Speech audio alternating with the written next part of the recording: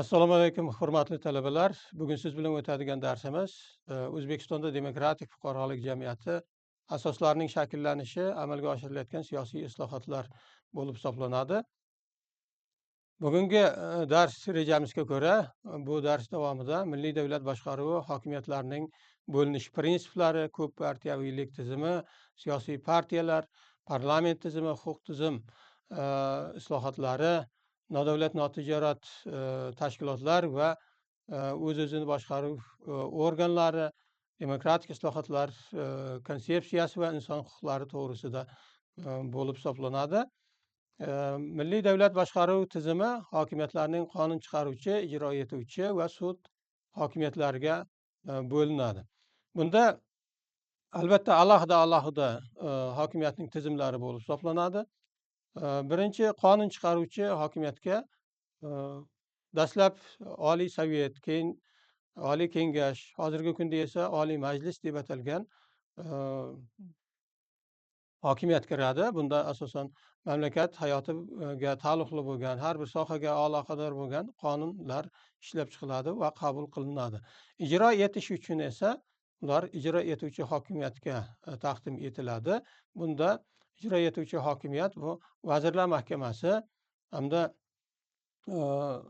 turli sohalarga tegishli bo'lgan vazirliklar, viloyat va tuman hokimiyatlari bo'lib hisoblanar ekan. Keyingisi esa bu sud hokimiyati bo'lib hisoblanadi. Sud hokimiyati bu qonunchilikning to'g'ri bajarilishi va o'sha aytaylik jinoiy, ma'muriy huquqlarning ijro etilishi kabi buzilishining oldini olishi yoki ularni jazo tayinlash bilan shug'ullanadigan hokimiyat bo'lib hisoblanadi. Bularda albatta har biri alohida hokimiyat tizimi bo'lib hisoblanadi va bir-biridan mustaqil ravishda ishlar ekan. Ma'muriy islohotlar orqali davlat organlari tuzilmasini unifikatsiyalashtirish belgilab qo'yilgan ekan. Demakki,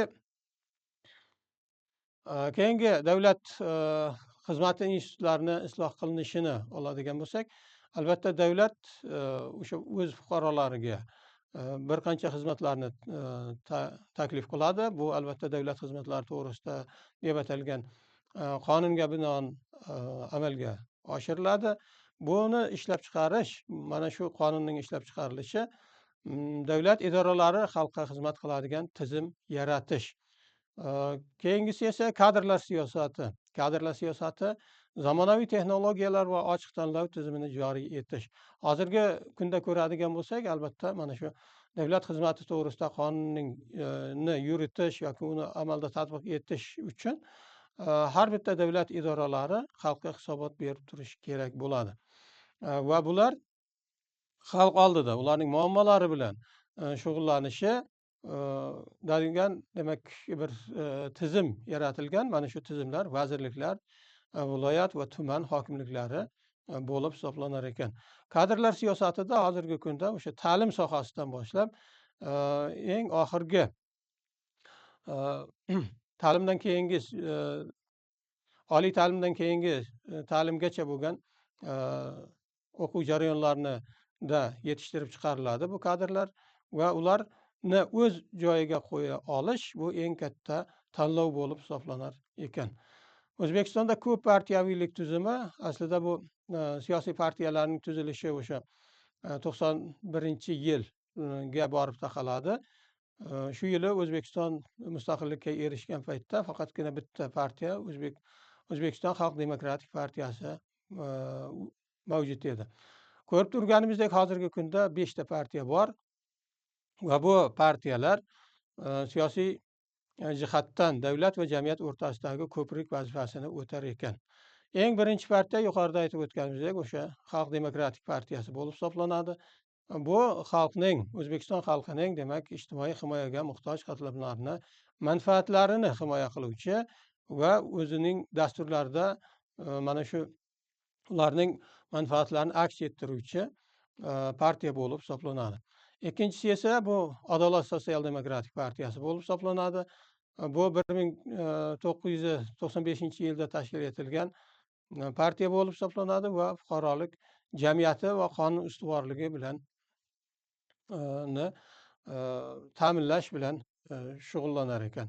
Keyingisi Milliy demokratik partiyasi, Milliy tiklanish demokratik partiyasi bo'lib hisoblanadi.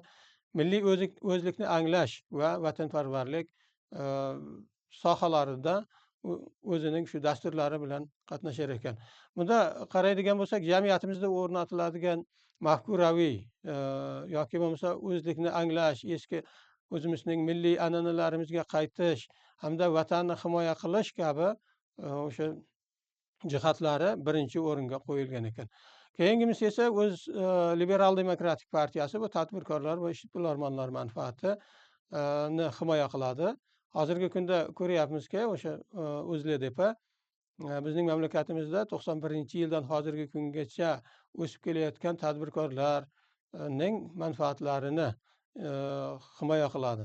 Mana dastlab 90-yillarda kichik va o'rta biznes qo'llab-quvvatlangan bo'lsa, 2000-yildan keyin esa yirik bizneslar ham qo'llab-quvvatlanib kelinyapti. Hozirgi kunda ular shu mamlakatimizda ishlab chiqarilayotgan mahsulotlarning juda katta qismini mana shu xususiy tadbirkorlar tashkil etar ekan. Keyingisi esa O'zbekiston ekologik partiyasi atrof muhit muhofazasi bilan shug'ullanadi. Bizga ma'lum, Markaziy Osiyo, jumladan O'zbekiston ham hozirgi kunda global isish yoki ekologik tahdid ostida qolayotgan bir davrda yashayapmiz. Mana anchadan buyon muammo bo'lib kelayotgan Orol muammosi yoki o'sha daryolardagi suvlarning kamayib ketishi, suv tanqisligining vujudga kela boshlashi, havoning isib ketishi kabi muammolarga qarshi o'z dasturlari bilan ishtirok etayotgan partiya bo'lib hisoblanadi. Parlament tizimidagi islohotlar dastlab bizning parlamentimiz bir palatali parlament edi. To 2002-yilga qadar o'sha bir palatali bo'lib kelgan. Keyinchalik esa 2002-yilda ikki palatali, ya'ni Qonunchilik palatasi va Senatga ajratiladi va u o'z faoliyatini 2005-yildan boshlab yurita boshlagan ekan. Parlament nazorati shakllari demak jamiyatimizdagi parlament eshituvlari va deputatlik so'rovlaridan iborat bo'lib hisoblanadi. Parlament eshituvlari bu har bir sohada amalga oshirilayotgan ishlarni o'sha sohaning rahbarlari tomonidan hisobot tarzida taqdim qilinadi va eshitish joriy qilingan. Demak, yilning boshida davlat byudjetidan yo'naltirilgan mablag'lar, amalga oshirilishi kerak bo'lgan ishlar yilning oxirida hisobot sifatida qabul qilinar ekan. Keyingisi esa deputatlik so'rovlari ma'lum bir sohalarda qonunlarning qanday amalga oshirilayotganligini nazorat qilish uchun so'rovlar yuboriladi har bitta sohaga va o'shalar orqali qonunlarning bajarilishi nazorat qilib borilar ekan. Sud huquq tizimidagi o'zgarishlar ham bir qancha aktual yoki dolzarb hisoblanadi. Bu o'zgarishlarga ko'ra mana o'sha paytda 90-yillarga kelib biz aytib o'tgandik, o'zbeklar ishi, paxta ishida o'sha ayblangan kishilardan 2,3 mingga yaqini oqlanishini ko'rib o'tishimiz mumkin. Demakki, sudlarning noto'g'ri olib borilishi yoki yetarli o'sha dalillarning bo'lmasligi natijasida ko'pchilik shu qamalib ketgan edi. Qamalgan, sudlangan holatlar bo'lgan edi. Lekin ularning keyinchalik qayta ko'rib chiqish natijasida ular oqlanganligini ko'rishimiz mumkin ekan.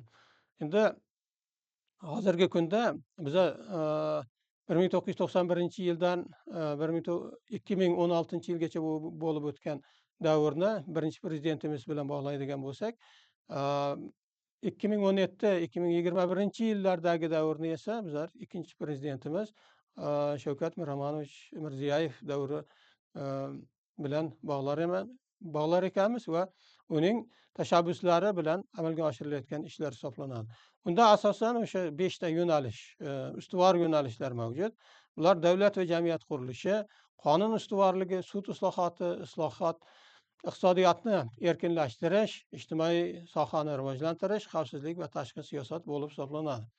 Bunda davlat va jamiyat qurilishida o'sha hozirgi davlat boshqaruv yoki sud hokimiyatidagi qonunchilik yoki senatdagi umuman oliy majlisdagi o'zgarishlarni qarab chiqadigan bo'lsak, ikkinchisi esa qonun ustuvorligi. Albatta har qanday jamiyatda qonun ustuvorligi mavjud bo'lishi kerak va bu jamiyatning o'sha jamiyatdagi tabaqalarni yoki qatlamlarning qonun oldida tengligini ko'rsatib turuvchi kriteriy, mezon hisoblanadi. Iqtisodiyotni erkinlashtirish orqali bizga yaxshi ma'lum o'sha ishlab chiqarishimiz, daromadimiz o'sib boryapti va buning natijasida hozir mana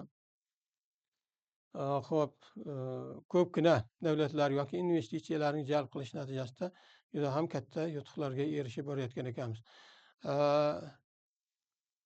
Yalpi ichki mahsulotning o'sishiga olib keldi. Hozirgi kunda mana 145 milliard dollarga yetganligini ham misol qilib ko'rsatishimiz mumkin ekan. Ijtimoiy sohadagi rivojlanish esa o'sha kam ta'minlangan yoki ko'p bolali oilalar, jismoniy imkoniyati cheklangan aholi qatlami, boquvchisiz yo'q, qarovchisiz yo'q aholi qatlamlariga nisbatan ijtimoiy qo'llab-quvvatlanish siyosati o'tkazilayotgan ekan. Xavfsizlik va tashqi siyosat alohida o'rin tutadi. Sabab hozir biz globallashuv davrida o'tayotganligimiz sababli bu davrda turli tomonlardagi o'sha bo'layotgan urushlar yoki bo'lmasa mintaqaviy kelishmovchiliklarni bizlar ko'rsatib o'tishimiz mumkin va xavfsizlik bizlar uchun eng muhimlardan biri hisoblanadi. Endi nodavlat notijorat tashkilotlari ham bu davrda mustaqillikdan keyin faol ishtirok eta boshladi. Ular turli sohalarda yuqorida aytib o'tgan 5 ta yo'nalishda ham o'zlarining o'rni mavjud va bular muhim bir institut bo'lib shakllanganligini ko'rishimiz mumkin ekan. Bu ijtimoiy sherikchilik asosida va bunda davlat va nodavlat notijorat tashkilotlari o'rtasida hamkorlik mexanizmlari orqali amalga oshiriladigan jarayon bo'lib hisoblanar ekan. O'z-o'zini boshqarish organlari bu boshqaruvning eng quyi bo'g'ini hisoblanadi. Bunda mahallalar jamiyatdagi demokratlashtirishning bir yangicha jarayon bo'lib xizmat qildi. Dastlab qishloq fuqarolar yig'ini, uning tarkibida esa mahalla fuqarolar yig'ini tashkil etildi. Ovul fuqarolar yig'ini ham tashkil etilgan edi. Hozirgi kunda esa qishloq fuqarolar yig'ini tugatilib, faqat mahalla fuqarolar yig'ini saqlanib qoldi va shu asosda ish olib borilayotgan ekan. Aholining murojaatlari bilan ishlash va jamoatchilik nazorati aynan shu mahalladan boshlanadi va mamlakatimizda umuman jamiyatimizning naqadar demokratik yoki bo'lmasa insonparvarlik jihatlarini aynan mana shu mahalla orqali bilishimiz mumkin ekan. Xulosa qilib aytadigan bo'lsak, demak bizning mamlakatimiz demokratik islohotlarni yanada chuqurlashtirish yo'lida rivojlanib borayotgan yosh davlatlardan biri bo'lib hisoblanadi. Shu jumladan bu davlatda inson huquqlari va manfaatlarini ta'minlash islohotlarning bosh maqsadi bo'lib hisoblanar ekan. E'tiboringiz uchun rahmat.